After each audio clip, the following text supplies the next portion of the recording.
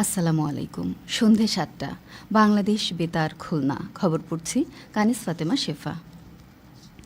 দেশের অন্যান্য স্থানের মতো খুলনায় আজ স্বাধীনতার ঘোষক বাংলাদেশ জাতীয়তাবাদী দল বিএনপির প্রতিষ্ঠাতা চেয়ারম্যান ও বহুদলীয় গণতন্ত্রের প্রবর্তক শহীদ প্রেসিডেন্ট জিয়াউর রহমানের ৪৫তম শাহাদাত বার্ষিকী যথাযোগ্য মর্যাদায় পালিত হচ্ছে।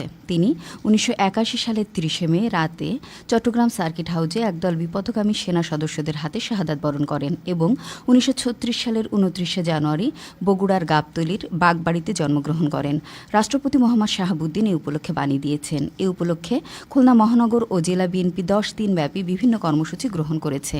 কর্মসূচির মধ্যে রয়েছে দলীয় কার্যালয়ে কালো পতাকা উত্তোলন, দলীয় পতাকা অর্ধনমিতকরণ, কালো ব্যাজ ধারণ, আলোচনা সভা, বিশেষ দোয়া মাহফিল ও খাবার বিতরণ। এদিকে খুলনা সিটি কর্পোরেশনে এই উপলক্ষে নগর ভবনের নিচতলায় আলোচনা সভা অনুষ্ঠিত হয়। কেসিসির প্রশাসক নজরুল ইসলাম মঞ্জু এতে প্রধান অতিথি এবং খুলনা সিটি কর্পোরেশনের সাবেক মেয়র বীর মুক্তিযোদ্ধা মোহাম্মদ মনিরুজ্জামান বিশেষ অতিথি ছিলেন।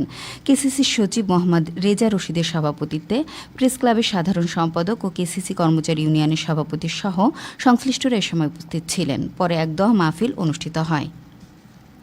এছাড়া খুলনার রূপসা উপজেলার পালের হাট আজগড়া উচ্চ মাধ্যমিক বিদ্যালয় মাঠে এ উপলক্ষে এক আলোচনা সভা অনুষ্ঠিত হয়। সংসদ সদস্য আজিজুল বারী হেলাল এতে প্রধান অতিথি এবং খুলনা জেলা পরিষদের প্রশাসক মনিরুল হাসান বাপ্পি প্রধান বক্তা ছিলেন। জেলা বিএনপির যুগ্ম আহ্বায়ক, জেলা স্বেচ্ছাসেবক দলের আহ্বায়ক, উপজেলা বিএনপির সদস্য সচিব সহ অঙ্গ ও সহযোগী সংগঠনের নেতৃবৃন্দ এ সময় উপস্থিত ছিলেন। এদিকে যশোর জেলা বিএনপি কার্যালয়ে এ উপলক্ষে এক আলোচনা সভা অনুষ্ঠিত হয়। বিদ্যুৎ, জ্বালানি ও খনিজ সম্পদ প্রতিমন্ত্রী অনিন্দ ইসলাম অমিত এতে প্রধান অতিথি ছিলেন। জেলা বিএনপির সভাপতি সৈয়দ সাবেরুল হক সাবুর সভাপতিত্বে বিএনপির ভাইস চেয়ারম্যান অধ্যাপক নার্গিস বেগম সহ দলীয় নেতাকর্মী এ সময় উপস্থিত ছিলেন। বাগেরহাট জেলা পরিষদ অডিটোরিয়ামে শহীদ রাষ্ট্রপতি জিয়াউর রহমানের ৪৫তম শাহাদাত বার্ষিকী উপলক্ষে এক আলোচনা সভা অনুষ্ঠিত হয়। পরিবেশ, বন ও জলবায়ু পরিবর্তন বিষয়ক প্রতিমন্ত্রী ডক্টর শেখ ফরিদুল ইসলাম এতে প্রধান অতিথি ছিলেন। এদিকে শহীদ প্রেসিডেন্ট জিয়াউর রহমানের ৪৫তম শাহাদাত বার্ষিকী উপলক্ষে আঞ্চলিক বার্তা সংস্থা বাংলাদেশ বেতার খুলনা বিশেষ অনুষ্ঠান প্রচারের আয়োজন করেছে। এবারে শুনুন বহুদলীয় গণতন্ত্র প্রতিষ্ঠায় শহীদ প্রেসিডেন্ট জিয়াউর রহমানের ভূমিকা নিয়ে আমাদের ঝিনাইদহ জেলা সংবাদদাতার পাঠানো একটি প্রতিবেদন।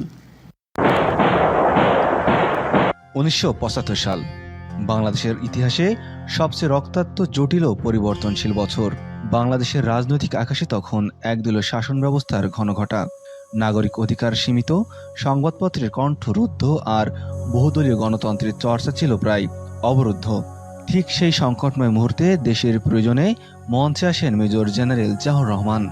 জনগণ কি চায়? তারা চায় বেঁচে থাকবার অধিকার। ১৯৭৫ সালের ৭ নভেম্বর ক্ষমতা গ্রহণের পরপরই তার প্রধান লক্ষ্য হয়ে দাঁড়ায় দেশকে একদলীয় শাসনের বেড়াজাল থেকে গণতন্ত্রের মূল ধারায় ফিরিয়ে আনা।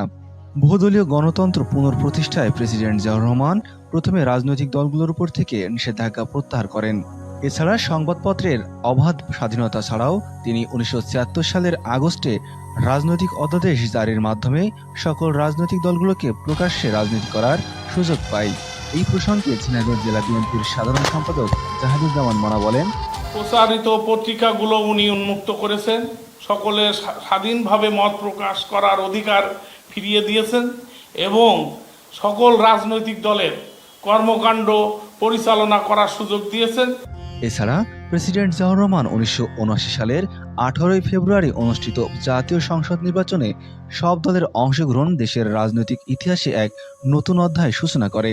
এ প্রসঙ্গে ঝিনাইদহ জেলা বিএনপির সভাপতি অ্যাডভোকেট আব্দুল মজিদ বলেন, ১৯৭৯ সালের ১৮ ফেব্রুয়ারি জাতীয় সংসদ নির্বাচনের মধ্য দিয়ে এই দেশের তৎকালীন শহীদ রাষ্ট্রপতি জিয়াউর রহমানই বাংলাদেশের নতুন করে গণতন্ত্রের আবির্ভাব ঘটান এবং বাংলাদেশের সমস্ত রাজনৈতিক দলের কর্মকাণ্ডর দ্বার উন্মোচন করেন। বাংলাদেশের ইতিহাসে বহুদলীয় গণতন্ত্রের রূপকার শহীদ প্রেসিডেন্ট জিয়াউর রহমান ইতিহাসে এক অনন্য অধ্যায় হয়ে থাকবেন।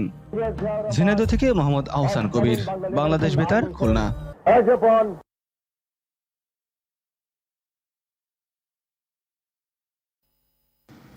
সবশেষে আবহাওয়া। আজ রাত 1টা পর্যন্ত পূর্বাভাসে বলা হয়েছে খুলনা, বরিশাল ও পটুয়াখালী অঞ্চলে পশ্চিম উত্তর পশ্চিম দিক থেকে অস্থায়ীভাবে ঘন্টায় 45 থেকে 60 কিলোমিটার বেগে দমকা থেকে ঝোড়ো হাওয়া বয়ে যেতে পারে। সেই সঙ্গে বৃষ্টি অথবা বজ্রসহ বৃষ্টিপাতের সম্ভাবনা রয়েছে। এসব এলাকার নদীবন্দরসমূহকে 1 নম্বর সতর্কতা সংকেত দেখাতে বলা হয়েছে। খবর শেষ হলো। আমাদের পরবর্তী খবর প্রচারিত হবে আগামীকাল সকাল 8টা 10 মিনিটে বাংলায়।